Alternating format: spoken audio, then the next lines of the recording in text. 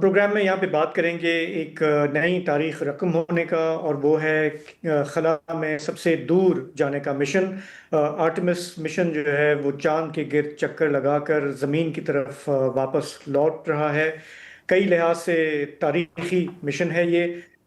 اگر اس میں سوار خلا بازوں کی بات کی جائے تو پہلی بار ہے کہ اس مشن پر ایک خاتون سوار ہیں جو اس کا حصہ ہیں۔ کرسٹینا کوک ان کا نام ہے، جو مشن اسپیشلسٹ ہیں۔ پہلی بار ایک سیاہ فام کو امریکہ نے خلا میں بھیجا ہے۔ پائلٹ ہیں وکٹر لو۔ ساتھی امریکی مشن ہے، لیکن اس میں ایک غیر امریکی، ایک کینیڈین مشن اسپیشلسٹ بھی اس پر سوار ہیں۔ تو ایک ڈیورس گروپ ہے خلا بازوں کا جو اس مشن پر سوار ہے۔ ان کی تصویریں جو وہاں پہ وہ لے رہے ہیں، جو نظارے دیکھ رہے ہیں انسانی آنکھ سے، وہ ٹرانسمٹ ہوتے رہے۔ کل اسی وقت دنیا میں کروڑوں لوگوں نے اپنے ٹی وی سکرینز پہ، ڈیجیٹل پلیٹ فارمز پہ یہ نظارے دیکھے، اور اس میں جو خاص تجسس تھا وہ چاند کا وہ چہرہ جو عمومی طور پہ ہم نہیں دیکھ پاتے، یعنی کہ عقب کا حصہ چاند کا، جو جسے کہتے ہیں کہ دا ڈارک سائڈ آف مون یا دا فار سائڈ آف مون انگریزی میں، اسے ایکسپلور کرنا تھا، اسے اپنی انسانی آنکھ سے دیکھنا تھا، اس کی تصویریں بنانی تھیں اور نیچے بھیجنی تھیں۔ اگر ہم اس کی جو ٹریجکٹری ہے کہ مشن جو ہے یہ کس طرح سے گیا، اس پہ ناسا نے بھی ایک جاری کی ہے، لیکن ایک اور جو ٹریجکٹری میں نے دیکھی وہ آپ کے ساتھ شیئر کریں گے فل سکرین پہ، جس پہ اندازہ ہو آپ کو کہ یہ کتنا کمپلیکس مشن ہوتا ہے۔ یہ ایسا نہیں ہے کہ آپ سیدھی لائن میں جا رہے ہیں اور گھوم کے چکر لگا کے 8 کے ہندسے کی طرح آپ واپس آ گئے۔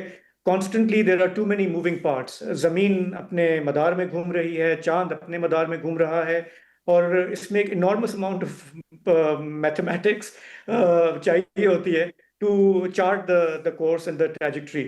اور اس میں آپ کو نظر آئے گا کہ کس طرح سے جب یہ سمت کا تعین کرتے ہیں تو جس طرف جا رہے ہوتے ہیں وہاں پہ اس وقت چاند موجود نہیں ہوتا، لیکن یہ کیلکولیشن ہوتی ہے کہ اپنے مدار میں جو وہاں پہ پہنچے گا تو اس کے گرد چکر لگائیں گے، تصاویر لیں گے، اور پھر واپس زمین کی طرف آئیں گے۔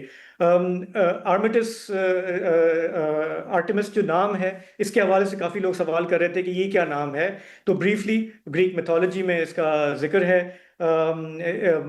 اس کا جو معنی ہے وہ بتائی جاتی ہے کہ ہنٹر یعنی کہ شکاری، بیابانوں میں گھومنے والے، نیچر کے ساتھ محبت کرنے والے۔ چاند بھی اس کے مفہوم میں آتا ہے، اور ساتھ ہی یہ کیونکہ فیمیل نیم ہے، گاڈس کا نام ہے، تو چائلڈ بیئرنگ کے حوالے سے بھی کہتے ہیں کہ وہ بچوں کی پرورش کے حوالے سے بھی اس کا مفہوم نکلتا ہے۔ زوس کے جو 2 جڑواں بچے تھے، ایک اپولو تھا اور اس کی جڑواں بہن آرٹمس، تو یہ جڑواں بہن ہے۔ اپولو کا ہمیں پتہ ہے کہ آج سے 50 دہائیاں پہلے جو مشن گیا تھا، چاند پہ اترا تھا، اس کا نام اپولو تھا۔ تو یہ تو ہو گئی بات کرو کی اور اس کی اہمیت کی، لیکن ظاہر ہے کہ اس کی سائنٹیفک ایک اہمیت ہے، دور رس اس کے امپلیکیشنز ہیں۔ چاند پر بیس بنانے کی ایسپریشن ہے امریکہ کی اور چین کی، اور یہ اس دور کا حصہ ہے یہ جو مشن ہے۔ اگلی منزل جو ہے، اگر چاند تک پہنچ جاتا ہے انسان، تو مریخ ہوگی، مارس ہوگا۔ اور جو سائنسدان ہیں، میں ان کے انٹرویوز دیکھ رہا تھا آج، انہوں نے کہا تھا کہ وہ ان کا کہنا ہے کہ آنے والے وقتوں میں جب وسعت زرار اور ہم مر کھپ گئے ہوں گے، شاید ہماری اولادیں بھی نہ ہوں، ایک فیوچرسٹک ایک بات ہے کہ اگر انسان چاند پر پہنچ جاتا ہے تو پھر اس کی اگلی منزل مارس ہوگی۔ یہ تگ و دو اسی کے لیے ہے، اور وہ جو انسان ہوں گے وہ اس طرح ایوالو کر چکے ہوں گے کہ وہ وہاں پر رہنے کے قابل ہوں گے۔ آپ نے بات لگتی ہے کبھی ایکسپینس دیکھی ہے شاہ زیب؟ میں نہیں، اوکے، آپ ایکسپینس دیکھیں پھر۔ اوکے، تو بیسکلی اس میں ضرور وہ یہ کہہ رہے تھے کہ وہ جو انسان ہوں گے ان کا ڈی این اے اتنا ایوالو کر گیا ہوگا کہ وہ وہاں پہ سروائیو کر سکیں گے، آپ اور ہم نہیں کر سکتے وہاں پہ۔ اور یہ باتیں ہمیں بالکل سائنس فکشن کی لگتی ہیں، لیکن جس طرح 50-60 برسوں میں انسان چاند پر پہنچا ہے، جو اس کی تگ و دو ہے، میرا خیال ہے ہم کوئی بھی چیز رول آؤٹ نہیں کر سکتے۔ تو تھوڑا اس مشن کو سمجھتے ہیں۔ سمجھنے کے لیے ہم نے رابطہ کیا ڈاکٹر سلمان حمید سے۔ جب یہ مشن شروع ہو رہا تھا تب بھی ہم نے ان سے بات کی تھی۔ وہ پروفیسر ہیں اسٹرانومی کے، ہیمشائر کالج میں پڑھاتے ہیں۔ ان کا ایک یوٹیوب چینل ہے کائنات اسٹوڈیوز کے نام سے، جس میں وہ فلکیات کے حوالے سے آگہی دیتے ہیں۔ تو آج شام کے ان سے رابطہ ہوا، اور میں نے پہلا سوال ان سے یہ کیا کہ سر یہ بتائیں کہ یہ لوگ جو گئے وہاں پہ تو کیا صرف تصاویر لے رہے تھے مون کی، اور اس کے لیے اتنے کروڑوں ڈالر امریکہ نے خرچ کر لیے، یا یہ جو ہم سن رہے ہیں کہ یہ آرٹیمس مشن جو ہے اس کے 4 فیزز ہیں، یہ دوسرا فیز ہے، تو آگے پلان کیا ہے، نیکسٹ سٹیپس کیا ہیں اس کے؟ یہ آرٹمس 2 ہے، یہ ایک جو آرٹمس پروگرام ہے جو ناسا کا انسان کو واپس پہنچانے کا، یہ اس کا ایک سسٹمیٹک حصہ ہے۔ جو آرٹمس 1 تھا وہ اسی قسم کی اس نے ٹریجیکٹری لی تھی، لیکن وہاں پر اس میں کوئی انسان شامل نہیں تھے۔ اب آرٹمس 2 میں جو انسان ہیں وہ اس میں شامل ہیں، لیکن وہ چاند کے اوپر لینڈ نہیں کر رہے۔ اس وقت پلان یہ ہے، اور یہ تھوڑا سا بدل گیا تھا پہلے کے مقابلے میں، کہ آرٹمس 3 جو ہے وہ بھی لینڈنگ نہیں ہوگی بلکہ وہ ڈاکنگ کی پریکٹس کرے گا، کیونکہ اس قسم کی ٹریجیکٹری میں آپ کو 2 اسپیس کرافٹ کو ڈاک کرنا ہے اور پھر اس کے بعد لینڈر جو ہے وہ نیچے جائے گا چاند کے اوپر۔ تو آرٹمس 3 وہ بھی لینڈنگ کے لیے نہیں، لیکن خیال یہ ہے کہ وہ 2028 میں 2028 میں، یا خیال شاید 27 میں ہو، لیکن زیادہ چانسز ہیں کہ 2028 میں۔ لیکن 2028 میں ہی آرٹمس 4 کا بھی پلان ہے، اور پلان یہ ہے کہ وہ لینڈنگ کرے گا، اور لینڈنگ چاند کے ساؤتھ پول کے پاس۔ وہاں پر ارادہ یہ ہے کہ ایونچولی امریکہ جو ہے اس کا وہاں پہ پرماننٹ بیس بنانے کا ارادہ ہے۔ اب یہ جو ہے آبویسلی ایک لحاظ سے اس میں چائنا جو ہے وہ ساتھ میں شامل ہے، کیونکہ چائنا کے ساتھ ایک ریس لگی ہوئی ہے۔ چین کا وہ ہر 5 سال پہ ان کا پلان آتا ہے، اور ان کا ایک پلان یہ ہے کہ 2030 سے پہلے ان کے جو ایسٹروناٹس ہیں، ان کو ٹائکوناٹس کہتے ہیں، وہ چاند کے اوپر لینڈ کریں۔ اب ان کی اسپیسیفک ڈیٹ کا تو نہیں پتا، لیکن یہ جو 2028 کی آرٹمس کی لینڈنگ کا پلان ہے، یہ غالباً ان کو پری ایمپٹ کرنے کے لیے یا ان سے پہلے پہنچنے کے لیے ہے۔ اور میرا نہیں خیال کہ ہم اس چیز کو اگنور کر سکتے ہیں کہ ایک لحاظ سے جو امریکی صدر ہیں پریزیڈنٹ ٹرمپ، یہ ان کا آخری سال ہوگا ان کے پریزیڈنسی کا 2028 میں۔ تو اس وقت جو پلان ہے وہ یہ ہے کہ آرٹمس کی جو ہیومن لینڈنگ ہے وہ 2028 میں ہے۔ چین کا پلان یہ ہے کہ وہ بھی 2030 سے پہلے وہاں پر جائیں، اور پھر دونوں امریکہ اور چین، ان دونوں کا پلان یہ ہے کہ چاند کا جو ساؤتھ پول ہے وہاں پر وہ اپنی پرماننٹ بیسز بنائیں۔ اور اس کی وجہ یہ ہے کہ وہاں پر ہمیں پتہ ہے کہ جو وہاں پہ کریٹرز ہیں اس میں برف موجود ہے، یعنی کہ پانی والی جو برف ہے، اور یہ پانی جو ہے وہ بے حد اہم ہے زندگی کے لیے۔ تو دونوں، چین بھی امریکہ بھی، ساؤتھ پول کے پاس چاند کے وہاں پر پرماننٹ بیسز بنانا چاہتا ہے، اور یہ دیکھیں گے کہ اس کے بعد یہ کس طرح سے آگے چیزیں چلتی ہیں۔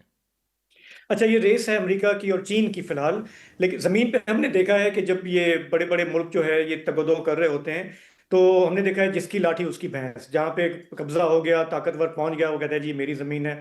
کولونیلزم کی مثال لے لیں، فلسطین میں کیا ہو رہا ہے۔ تو میں نے دوسرا سوال میں نے پھر ان سے یہ کیا ڈاکٹر صاحب سے کہ اچھا بتائیں، جب چاند پہ جو پہلے پہنچے گا تو کیا وہاں پہ بھی یہی حساب ہوگا، یا کوئی قوانین ہیں کہ اس کو کیسے یہ ٹیکل کریں گے؟ جی، یہ بہت اہم مسئلہ ہے، اور میرا خیال ہے کہ میرے بھی جو کام ہے وہ اسی سلسلے میں ہے کہ ہم کس طرح سے چاند کے مستقبل کے بارے میں سوچیں۔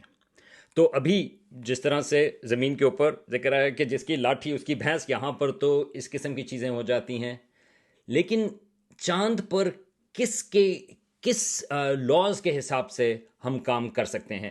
کیا وہ جیسے کہ امیر ملک ہیں یا جو ملک اسپیس فیئرنگ ملک ہیں، امریکہ ہے یا چین ہے، کیا وہ پہنچ کر اپنے لاز بنا سکتے ہیں؟ یا جو کمپنیز ہیں، اسپیس ایکس ہے، یا وہ جو امیزون کی ہے، جیف بیزوس کی بلو اوریجن، یا وہ لاز بنائیں؟ لیکن دراصل اس وقت جو اسپیس ہے اس کی ایک ٹریٹی ہے، اس کو کہتے ہیں آؤٹر اسپیس ٹریٹی، وہ 1967 کی ہے۔ تو اب اس کا اگلے سال جو ہے اس کی 60th اینیورسری آ رہی ہے۔ وہ یہ کہتی ہے، وہ بڑی آپٹمسٹک ٹریٹی تھی، اور وہ بھی ایک اور اسپیس ریس جو اس وقت امریکہ اور سوویت یونین کے درمیان تھی، اس کی ہائٹ کے اوپر وہ ٹریٹی آئی تھی۔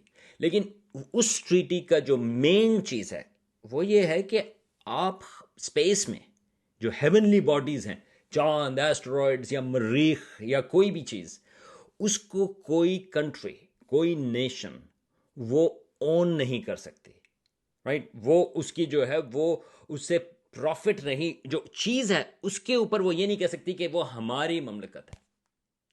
اب اس میں آپ سوچ سکتے ہیں کہ اس میں لوپ ہولز ہیں، خاص طور سے کمپنیز، کیونکہ کمپنیز کہتی ہیں کہ ہم تو کیا کہتے ہیں ملک نہیں، تو یہ تھوڑا سا ایک لوپ ہول آ جاتا ہے۔ اور پھر امریکہ کی جو انٹرپریٹیشن ہے اس ٹریٹی کے سلسلے میں وہ تھوڑی سی کنٹروورشل ہے۔ وہ یہ کہتے ہیں کہ ہم چیز کو نہیں، لیکن اگر ہم چیز کی مائننگ کر لیں، مطلب یہ کہ اگر ہم اس میں سے کچھ چیزیں اکھاڑ لیں تو ہم اس اکھاڑی ہوئی چیز کے اوپر جو ہے، اکھڑی ہوئی چیز کے اوپر جو ہے ہم اپنا پروفٹ بنا سکتے ہیں۔ تو چین اور روس اس انٹرپریٹیشن کو نہیں مانتے۔ تو اب بہت ساری بحث جو ہے وہ اس چیز کے اوپر ہوگی کہ چاند کے اوپر اگر آپ جائیں تو وہ کس طرح سے ہم ڈیسائیڈ کریں کہ چاند جو ہے وہ کس کا ہے۔ میرے لحاظ سے ایک جو بہت اہم چیز ہے وہ یہ ہے کہ چاند جو ہے وہ تمام انسانیت کا ہے، تمام انسانوں کا ہے۔ تو ہمیں جو ہے وہ جس کی لاٹھی اس کی بھینس والی بات نہیں، بلکہ ایک لحاظ سے یہ ایک اہم چیز ہے جس میں تمام دنیا کی جو آواز ہے وہ اس میں شامل ہونی چاہیے۔ اگر تمام لوگ کہیں کہ ہاں ٹھیک ہے، جس کی لاٹھی اس کی بھینس جو ہے وہ صحیح رول ہے، تو ٹھیک ہے وہ رول ہو، لیکن کم از کم تمام دنیا کی جتنی بھی ہم کوشش کر سکتے ہیں اس کی آواز تو ہو، کیونکہ جو رولز ہم چاند پر سیٹ کریں گے اسپیس ایکسپلوریشن کے، وہ آئندہ مستقبل میں ایک لحاظ سے وہ پریسیڈنٹ سیٹ کرے گا تمام مستقبل میں انسان کی اسپیس ایکسپلوریشن کا۔ تو اس وجہ سے چاند کا جو مسئلہ ہے کہ چاند پر ہم کس طرح سے بیہیو کریں، کس قسم کے رولز استعمال کریں، وہ بے حد اہم چیز ہے۔ اور امید ہے کہ جو لوگ اس چیز کو دیکھ بھی رہے ہیں، سن بھی رہے ہیں، آپ سب لوگ اس کے سلسلے میں ذرا سوچیں کہ چاند پہ مستقبل جو ہے وہ ہم سب کے مستقبل سے ایک لحاظ سے کنیکٹڈ ہے۔ لیکن اب ہم تھوڑا سا اسٹار وارز سے لے کے ارتھ کی وارز تک آتے ہیں۔ ایک بار پھر تو آخری اپڈیٹ آپ کے لیے صرف یہ ہے کہ ابھی وزیر خارجہ اسحاق ڈار صاحب کی بات ہوئی ہے ناروے کے وزیر خارجہ کے ساتھ، اور ان کا کہنا ہے کہ یار ہم ابھی بھی پر امید ہیں، but the clock is taking, اور ونڈو چھوٹی سی چھوٹی کم ہوتی جا رہی ہے فار اے پیسفل ریزولوشن۔ اور اس کے ساتھ یہ بھی اسحاق ڈار ہمیں یہ بھی بتاتے ہیں کہ دونوں فریق ایران اور امریکہ آپس میں بیٹھنے کے لیے تیار ہو رہے تھے، لیکن پھر جبھی بھی ایسا ہوتا ہے تو اسرائیل یا تو کوئی اسیسینیشن کر دیتا ہے یا تو کوئی بہت بڑی بمباری کر لیتا ہے۔ تو ایک بار پھر یہ کوئی ہمارے لیے نئی بات نہیں ہے، لیکن اگر کوئی سپوائلر ہے اس جنگ میں تو وہ ہے اسرائیل اور وہ ہے بنجامن نیتن یاہو۔ آج کے لیے اتنا ہی جی، اجازت دیجیے، خدا حافظ۔